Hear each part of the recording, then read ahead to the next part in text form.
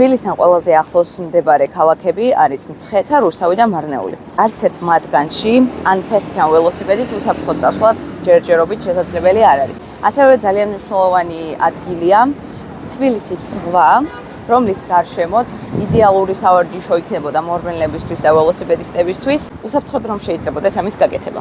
სასიკვდილოდ არც ერთი ადამიანი მემეტება, მაგრამ განსაკუთრებით იმ ადამიანზე მწყდება გული, ვინც მთელი თავისი ცხოვრება მიუძღვნა ჯანსაღი ცხოვრების წესის პოპულარიზებას. ძალიან მარტივი ამ შემთხვევაში მძღოლის დადანაშაულება, თუმცა საუბრობს იმაზე, რომ იქ უნდა ყოფილიყო მოწყობილი უსაფრთხო გზა, სადაც მინიმალური იქნებოდა რისკი, რომ ქვეითი ან მოძრაობის სხვა მონაწილე დაშავებულიყო.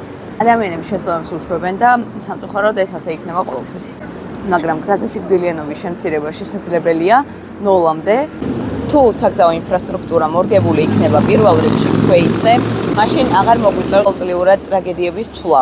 იქ, სადაც დიდი სიჩქარით მოძრავი ტრანსპორტია, აუცილებელია სეპარირებული ზოლი ველოსიპედისტვის, ქვეითისთვის. თუ გვინდა რომ ჯანსაღი ადამიანები ყვავდნენ, სხვანაირად არ გამოვა.